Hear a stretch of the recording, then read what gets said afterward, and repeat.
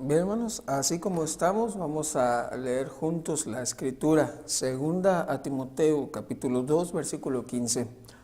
Procura con diligencia presentarte a Dios aprobado como obrero que no tiene de qué avergonzarse, que usa bien la palabra de verdad. Oremos, hermanos. Padre, en esta noche que nosotros venimos delante de usted para poder aprender sobre su palabra, rogamos también a sí mismo, Padre, que su Espíritu Santo nos guíe al entendimiento, dándonos la iluminación necesaria para comprender su Sagrada Escritura. Pedimos, Señor, que usted nos ayude a poder llevar esto a la práctica, que nosotros podamos comprender las verdades bíblicas, que podamos entenderlas, vivirlas de tal modo que se vuelvan parte de nosotros, nuestra esencia, y que asimismo podamos ser presentados delante de usted como obreros dignos que no tienen de qué avergonzarse. Gracias, Señor, por darnos la bendición de reunirnos un domingo más y que podemos aprender de su palabra. En el nombre de Jesús. Amén. Bien, hermanos, segunda a Timoteo, capítulo 2, versículo 15. Lo que hemos estado viendo, según el contexto, el apóstol Pablo ha escrito a Timoteo, su hijo en la fe, para, como nos lo dice el capítulo 1, versículos del 3 en adelante. El apóstol Pablo está hablando acerca de cómo ha sido la infancia y la niñez de Timoteo. Y él apela, de hecho, a la memoria él recuerda la fe que Timoteo tuvo, la cual habitó primeramente en Loida, su abuela, y luego en Eunice, su mamá. Así que, Timoteo era hijo de un griego, como lo vemos en el libro de los Hechos. Pero el testimonio de estas mujeres impactó la vida de Timoteo a tal grado que este hombre fue seleccionado por el apóstol Pablo y, claro, llamado por el Espíritu Santo para el pastorado. Capítulo 2, versículo 1 en adelante, comienza entonces una exhortación del apóstol Pablo a que Timoteo, se esforzara continuamente para la piedad, que se esforzara continuamente para la obra del ministerio y que asimismo se presentara como un obrero, como un soldado y como un atleta, que él pudiera, al igual que el apóstol Pablo, narrado en el versículo 10, él pudiera soportarlo todo por amor a los escogidos.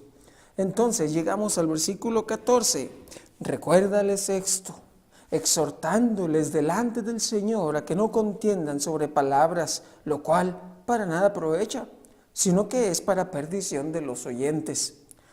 ¿Qué es lo que pasa, mis amados hermanos, cuando nosotros estamos repletos de Biblia, pero está aislado, desconectado de nuestro espíritu, de nuestra alma? La tenemos en nuestro cerebro, pero no ha bajado a nuestro corazón. Bueno, dicho sea de paso, existen muchísimas personas que conocen la Biblia, debo admitir, muchísimo más que su servidor y que muchos pastores. Pero la simple lectura de la Biblia, hermanos, no nos da la salvación. La simple lectura de la Biblia no nos da sabiduría. De hecho, el peligro cuando nosotros aislamos la Escritura de la labor sagrada del Espíritu Santo, podemos condenarnos a nosotros mismos y volvernos personas frígidas, duras, como serían los fariseos. Entonces, lo que suele pasar, las contiendas empiezan a tomar lugar. Luego, adelantándome a nuestro versículo, el versículo 16 después dice: mas evita profanas y vanas palabrerías, porque conducirán más y más a la impiedad. Esto es el contrario a lo que se nos narra en el versículo 15. El versículo 14 y el versículo 16 nos muestran cuál es el terrible cuadro que espera a aquellos que no se presentan delante de Dios, a cómo nos lo explica el apóstol Pablo por medio de 2 Timoteo, capítulo 2, versículo 15. Bien, Yo platicaba con mis hermanos ancianos en la última reunión acerca de los requisitos y las obligaciones que los maestros seculares tienen en sus escuelas públicas, los aspectos requeridos por sus aspirantes como sus previos estudios, su vocación, sus obligadas reuniones técnicas periódicas, etcétera. Los maestros son conscientes, hablando de los maestros seculares, de que en cierto sentido son constantemente juzgados por el Estado para permanecer haciendo su trabajo correctamente. Hablamos en casos también de los exámenes que ocasionalmente estos presentan, los cursos a los que quizá estos tengan que ir para poder recibir capacitación. Así que, hermanos, me surge una pregunta. Si esto es en el ámbito secular, ¿cuánto más disciplina debiera existir para los maestros que enseñan vidas, que enseñan almas, y que de su preparación y compromiso depende la eternidad de sus alumnos? Nuestro texto no habla de un juez. Perdón, nuestro texto nos habla de un juez. Pero bueno, hermano, no sé qué versículo está usted leyendo, podría usted decirme. Aquí yo no veo ningún juicio y no veo ningún juez. Bien, así que nuestro texto, la primera parte nos dice, procura con diligencia presentarte a Dios aprobado. Y hago énfasis, presentarte a Dios aprobado. Aquí, hermanos, la idea de esta frase en el griego, el verbo presentarte, el apóstol Pablo no quería sonar ambiguo con esto. La idea aquí es bastante específica.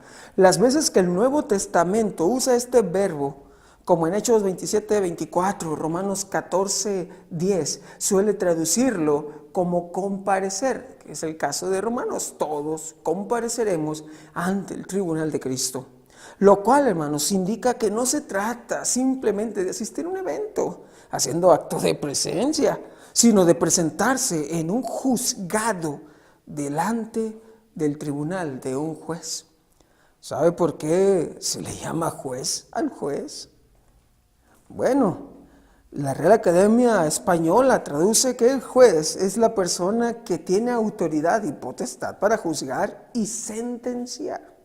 Cuando nosotros tenemos la idea del juez y de que Dios nos juzga, solemos pecaminosamente pensar que el juez es aquel que es el único capaz de declarar culpable.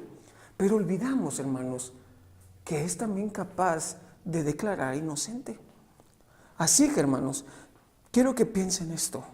Aunque quiero ser lo más directo en este aspecto, aún así yo quiero que usted sepa que Dios no solamente va a condenar su irresponsabilidad, sino que además de ello, por otro lado, Él es capaz también de galardonar su fidelidad.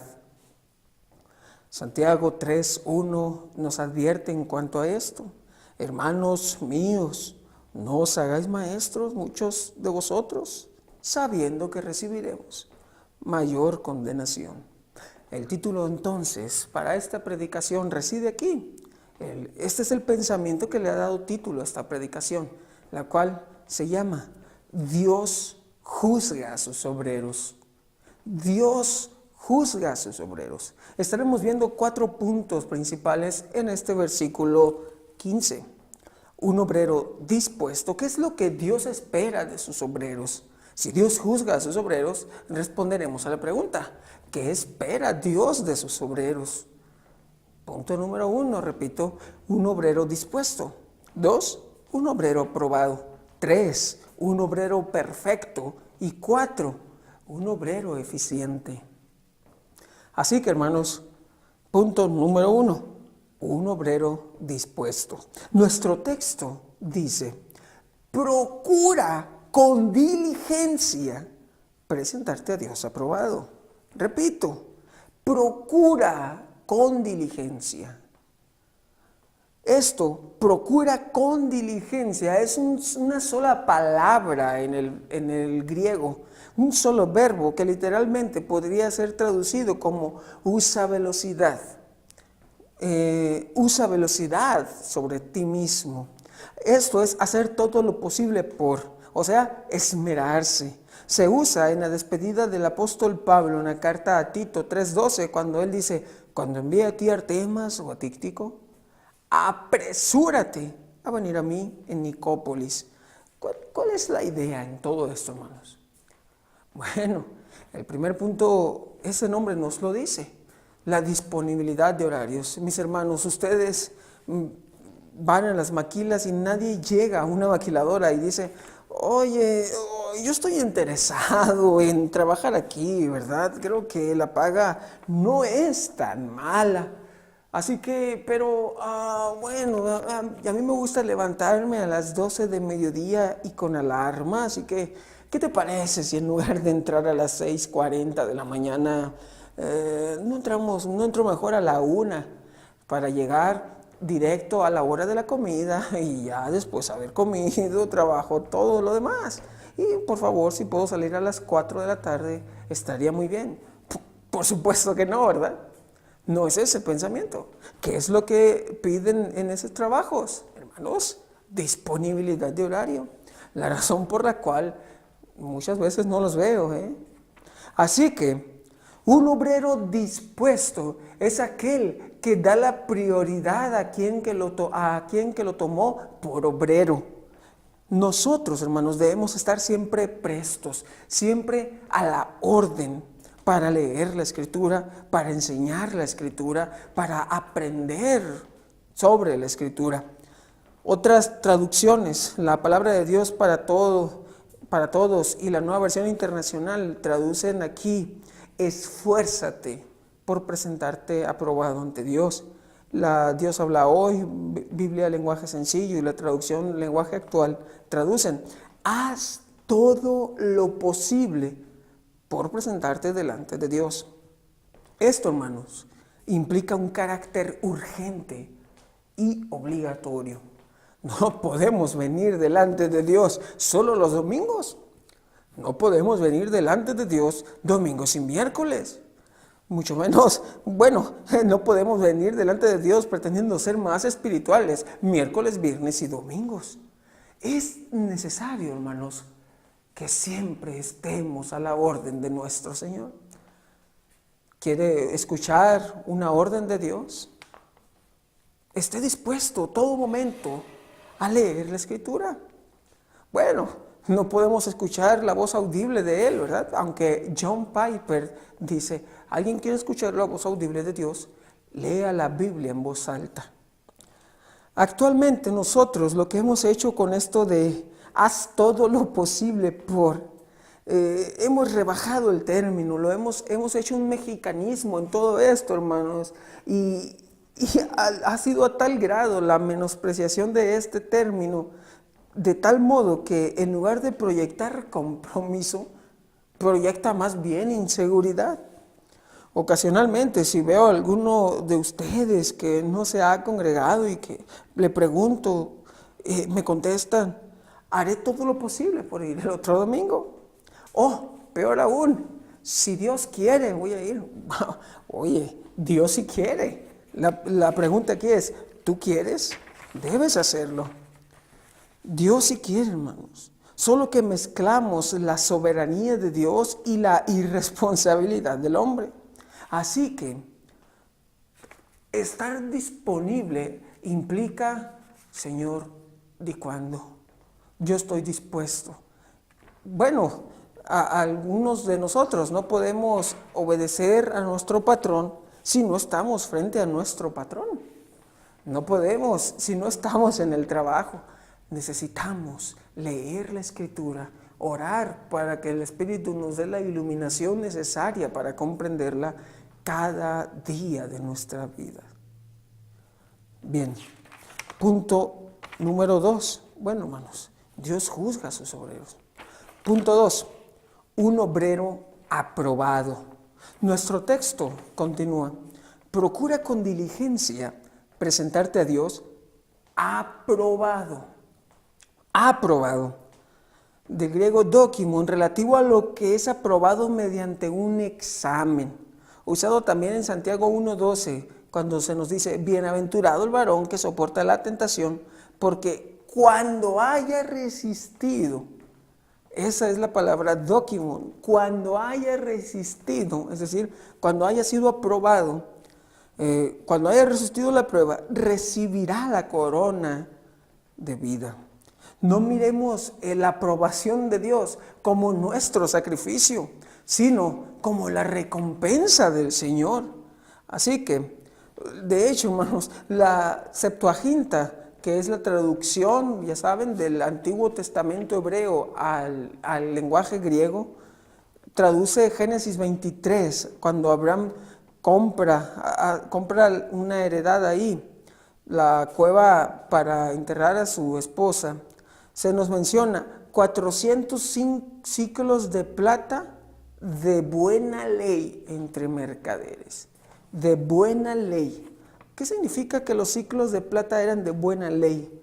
De buena ley, hermanos, es porque era plata genuina, habían sido aprobados. Es decir, Abraham no estaba entregando fierro, Abraham no estaba entregando algún material que se mirara reluciente y que fuera más barato que la plata. Y la manera de probar esto sería un escrutinio visual. Tendría que mirarla fijamente, quizá algunos más diestros morderlo.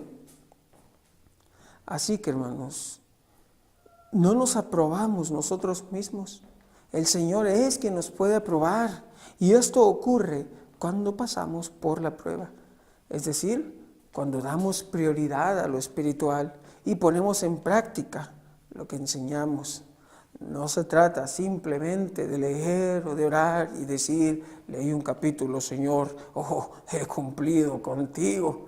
No, sino de, a pesar de nuestra naturaleza pecaminosa, realmente entregarnos al Señor en oración y que Él nos permita la gracia de leer, ¿por qué no?, todo el Pentateuco en una sola sentada. Dios juzga a sus obreros.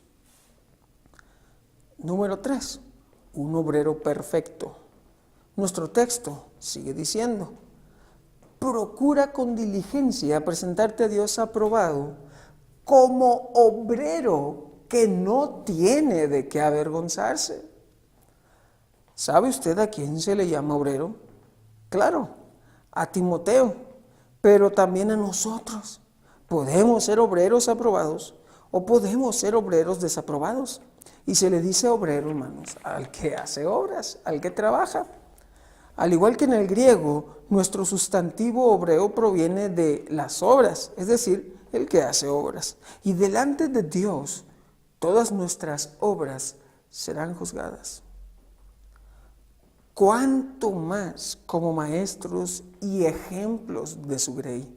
Recuerde, Santiago lo declaró, Santiago 3:1. No os hagáis maestros muchos de vosotros, sabiendo que recibiremos mayor condenación.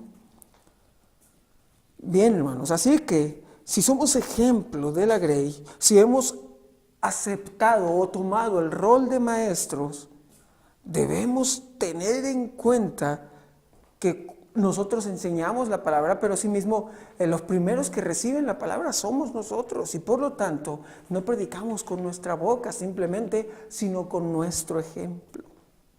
Porque lo que nos sigue diciendo, que no tiene de qué avergonzarse, en el griego podría ser traducido como que no tiene motivo para sonrojarse, por implicación, aquel que es irreprensible. Hermanos, un obrero que cumple, se espera aquí. No solo enseña la palabra, vive la palabra. Eso es. No solamente te digo confía en el Señor, sino confío en el Señor. Pero qué triste es cuando nosotros mismos, enarbolando la bandera de Cristo y de la fe en un Dios soberano, nos vemos propensos y temerosos ante las pruebas, sucumbiendo ante ellas.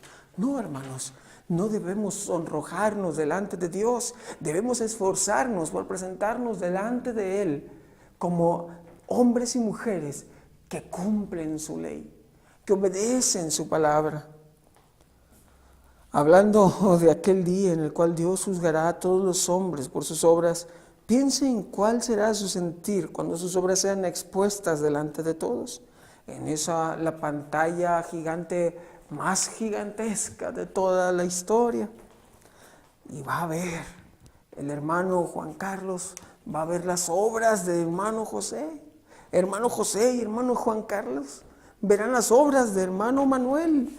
Y nosotros, ¿cómo estaremos, hermanos? Oh, qué vergüenza, ya supo el hermano, ya supo la hermana. ¿Cómo vamos a presentarnos? Pero se nos olvida y solemos pasar por alto el hecho, hermanos, de que es Dios quien nos está proyectando, de que es Dios que está mirando también. Y no solamente entonces, sino cada vez que lo hacemos. Dios nos mira, hermanos. Dios nos juzga por nuestra fidelidad. Puede desaprobarnos y puede aprobarnos. Presentémonos delante de Él como obreros, trabajadores, que realmente cumplen su palabra. Pablo escribió por eso a Timoteo, para que sepas cómo debes conducirte en la iglesia, en la casa de Dios, que es la iglesia del Dios viviente, columna y baluarte de la verdad. 1 Timoteo 3:15. Hermanos, Dios juzga a sus obreros. Por último, hermanos, un obrero eficiente. Hemos visto un obrero dispuesto, aquel que está a la orden, aquel que está preparado para obedecer, para leer y para prepararse. Vimos dos también, un obrero aprobado, que es aquel que es examinado y que es hallado correcto, aquel que puede vencer y que puede presentarse delante de Dios. Vimos también el tercer punto, un obrero perfecto, que claro, sabemos que una cosa aquí es que no vamos a pedir obreros glorificados, ¿no? Vamos a fallar, pero eso no es una excusa. Debemos esforzarnos por ser irreprensibles, para enseñar no solo con nuestros labios, sino con nuestro ejemplo. Y por lo tanto, un obrero perfecto indica aquel que practica lo que enseña. Y por último, un obrero eficiente. Nuestro texto culmina diciendo: procura con diligencia presentarte a Dios aprobado como obrero de que no tiene de qué avergonzarse, que usa bien la palabra de verdad. Tonogon tesaletheias, el objetivo de estudio, hermanos, es la Biblia. Tes aletheias es la Biblia, es la verdad, la Biblia, es la palabra de Dios. La verdad, hermanos, no cambia. La verdad es inmutable como Dios, porque Dios es verdad. El Espíritu Santo nos guía a toda verdad. Jesucristo es el camino, la verdad y la vida. La palabra de Dios es, Jesucristo lo dijo, santifícalos en tu palabra es verdad.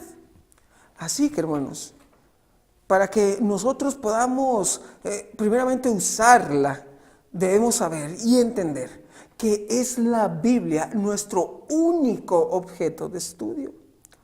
Ni psicología, ni filosofía, ni énfasis desmedido en la ciencia extremista. Pablo dice de esto: pues ya que en la sabiduría de Dios el mundo no conoció a Dios mediante la sabiduría, agradó a Dios salvar a los creyentes por la locura de la predicación. 1 Corintios 1:21. Y además en Romanos 1:16, porque no me avergüenzo del Evangelio, porque es poder de Dios para salvación a todo aquel que cree. Así que, hermanos, decían los gnósticos con los cuales el apóstol Juan batallaba: no, nosotros tenemos un conocimiento más elevado de Dios. Ellos tenían a los creyentes, a los cuales Juan escribe, a los receptores de su carta, los tenían espantados. ¿Qué acaso nosotros no tenemos la verdad? Y el apóstol Juan dice: no les escribo como si ignorasen la verdad. ¿Recuerda esto? Lo habíamos visto en la predicación pasada. No os he escrito, 1 de Juan 2:21, como si ignoraseis la verdad, sino porque la conocéis y porque ninguna mentira procede de la verdad. Lo que habéis oído desde el principio permanezca en vosotros. Si lo que habéis oído desde el principio permanece en vosotros, también vosotros permaneceréis en el Hijo y en el Padre. Versículo 27, pero la unción que vosotros recibisteis de Él permanece en vosotros y no tenéis necesidad de que nadie os enseñe. Así como la unción misma os enseña todas las cosas y es verdadera y no es mentira, según ella os ha enseñado, permaneced en Él. Así que, hermanos, no está diciendo que no haya maestros de escuela dominical ni predicadores. Lo que nuestro texto nos dice es más bien que si nosotros tenemos al Espíritu Santo y la Sagrada Escritura y el Evangelio de nuestra salvación encontrado ahí en la Sagrada Escritura, no tenemos necesidad de conocer más de Dios por medio de métodos gnósticos falsos como viajes astrales, con revelaciones místicas. Y se vive actualmente un gnosticismo en cuanto a esto. Se dice que alguien que solamente posee el Espíritu Santo y la palabra de Dios no podría aconsejar bien, debido a que se necesita saber psicología. Que un predicador que se dedica entera e íntegramente al estudio de la Biblia no podría predicar bien si no leyera y estudiara de oratoria hipnótica. Así que, hermanos, la obra es del Señor. El Espíritu Santo ha sido enviado del Señor para nosotros y para nuestra guía, así que somos a prueba de errores. Pues ese es el libro, hermanos, el que debemos conocer. Debemos conocer la Escritura. Un obrero eficiente usa la Biblia como objeto de estudio y como norma de fe y conducta. Aunque puede valerse de diccionarios, claro, concordancias, léxicos, teologías sistemáticas, Biblias interlineales, entre otras herramientas y libros y principios como la hermenéutica, la exégesis. Sin embargo, damos la prioridad de vida a la Sagrada Escritura bajo la iluminación del Espíritu Santo. Así podemos ser unos obreros eficientes. Es el primer principio. Nuestro material de estudio es la palabra de Dios. Pero nuestro texto ha puesto algo más aquí. Un obrero de Dios, fíjense, no simplemente usa la Biblia, sino que usa bien la Biblia. Aquí, el griego orthotomnta, literalmente se podría traducir que cortando recto la verdad. El modo en el que este verbo está escrito indica un estilo de vida. Alguien que se ve caracterizado por, en este caso, que el obrero probado por Dios se caracteriza por llevar a cabo esta actividad. Una ocasión, su servidor quiso cortar una cortina de mi cuarto. Quería que se abriera así para saludar al Señor Sol en las mañanas, porque era de una sola pieza y no quería recorrerla de un lado para el otro. Andaba muy ahorrativo ese día, así que tomé unas tijeras y recordé a los trabajadores de las tiendas de telas como Parisina. Ahí luego me pagan por ese gol, hermanos. Entonces empecé desde el lado más abajo. Claro, como yo era más profesional, ni siquiera quité la cortina, ¿no? Entonces empecé el primer corte y seguí hasta arriba, hermanos, para poder hacer mi cortina soñada de 2 piezas. El resultado, bueno, compré 2 cortinas mejor y deseché la que eché a perder, hermano. Me quedó como una especie de rayo ahí. Hay personas que entienden mal este verbo, hermanos. Esos hombres y esas mujeres que trabajan haciendo eso, tienen práctica en eso. O podemos percibir cuando un empleado es nuevo. Aquí el énfasis no se trata de cortar la Biblia, sino que el hecho de que cortar recto implica una habilidad que se ha adquirido por mucha práctica. Bueno, sobre las personas que entienden mal, hay personas que casi espiritualmente cortan la Biblia en el sentido de que destrozan el texto, de que no enseñan la Biblia y aíslan la palabra de Dios. Pero aquí el énfasis no está en el hecho de cortar, sino en el de hacerlo recto, como si tienes práctica, que has adquirido práctica en esto. ¿Quiere enseñar la Biblia? Usted desea una buena obra. Prepárese para ello, capacítese. Dios le juzgará por lo que usted haya hecho con su revelación. Y no solo a nosotros, los cristianos, sino a todo el mundo.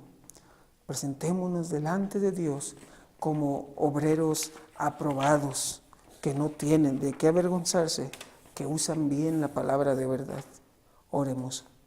Señor, en esta noche que hemos meditado en su palabra, rogamos que usted nos permita esa bendita gracia de poder aprovechar nuestro tiempo viendo que los días son malos, entendiendo la necesidad que plantea este mundo cada vez más caído y que esa tendencia dentro del mismo cristianismo a apartarnos de la Escritura. Ayúdenos, Señor, fortalézcanos para que nosotros podamos, Padre Santo, leer, entender y enseñar correctamente su palabra, porque usted nos juzga por esto, Padre. Gracias, Señor, porque usted al juzgar lo hace con justicia y que si bien usted es justo y no va a solapar nuestro pecado, también es justo para galardonar nuestra fidelidad. Así que, Señor, ruego, hágase su voluntad en nosotros, en el nombre de Jesús. Amén.